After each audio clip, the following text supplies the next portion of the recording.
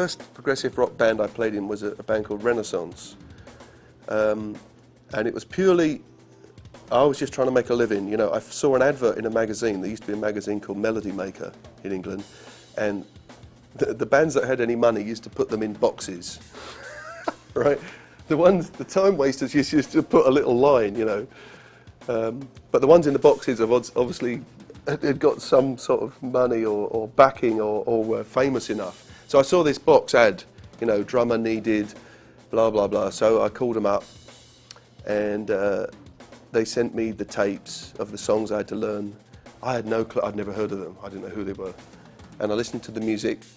Wow, this piece here is like 20 minutes long, really complicated, lots of odd time signatures. So I wrote it all out. As I said earlier on, I want to do the homework. I don't want to be the guy who turns up, don't know what I'm doing. And I think they auditioned 200 drummers, or at least had 200 entrants to it. I don't know how many drummers they actually played with. And I went down and did my audition, and from what I remember, I was the only guy who could make it through all the pieces, because I'd practiced it. You know, I spent a week at home every day playing along, reading the charts. So when I got down there, I knew the stuff. I wasn't just kind of busking or winging it. And that led to my first sort of close encounter with progressive rock. And we did an American tour. I was only 18, 19. It was very exciting for me to come to America and tour America when I was that young. And, you know, I think we were here about 6, 7 weeks, something like that. We played all over. Then we went home. It sort of dissolved after that, so I got myself another job. I moved on, and I didn't have anything really to do with progressive rock until 2002, when Porcupine Tree asked me to play with them. And that was because I knew Richard Barbieri, the keyboard player. He said, the drummer's left, we have to go to New York to record a record. I know you're a session drummer, can you come and play on this record in absentia? And I said, yeah, sure. So I went to New York and I recorded it as a session drummer. I got paid as a session drummer, and it went very well. And afterwards they asked me to join the band. And I thought, well, maybe this is a good time. I've been working as a sideman for, you know, nearly all my life. Maybe it's a good time to join a band and try a band. This is the first band that have actually offered me the chance to join, purely just luck and chance. It's not like I want to be a prog drummer.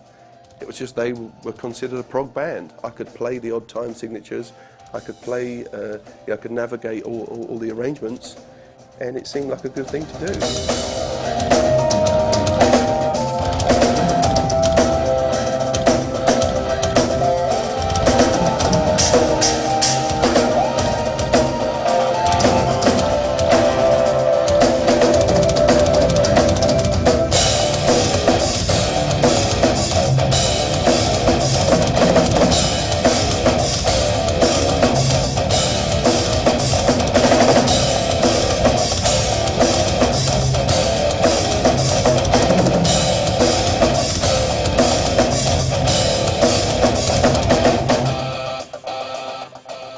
I've got really no background in prog.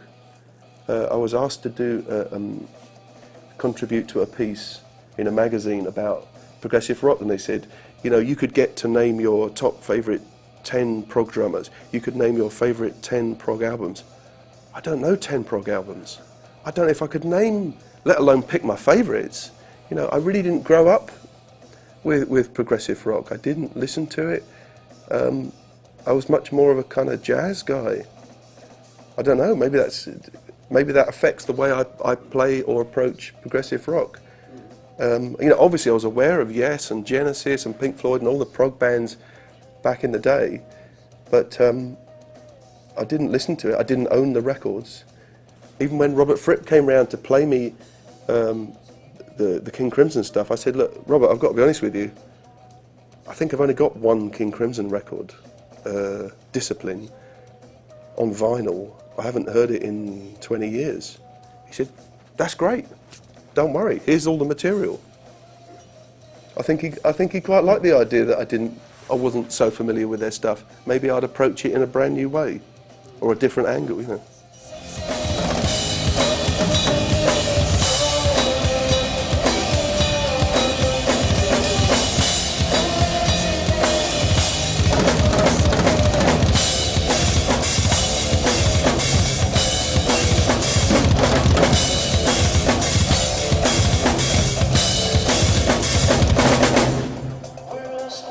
really go along so much with genres and styles. It's just good music and bad music. If it's swing, if it's reggae, if it's country and western, if it's prog rock, I'll approach it in the best way I possibly can.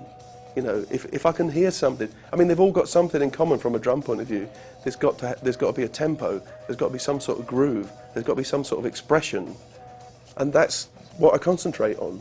You know, if I can enhance the songs, if I can express myself in that so-called genre, then that's fine, but I don't think of myself as a prog drummer or anything really. I'm just a drummer, you know. I'm just trying to play the best stuff I can. But most of it's just chance and luck in terms of a career path. I was just trying to make a living, honestly.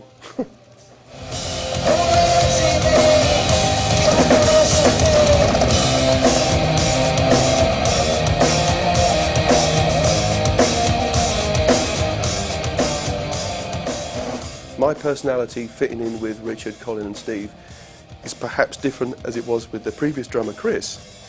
And it's not better or worse, it's just different. You know, two guys playing the same instrument, it's not going to sound the same.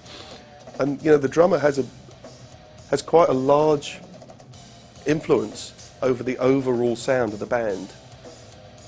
You know, in the way that you, even just the way you play the time, makes the whole band feel differently. I don't know if people think the band have changed a lot since I joined, you know, in the last 3-4 albums that we've done.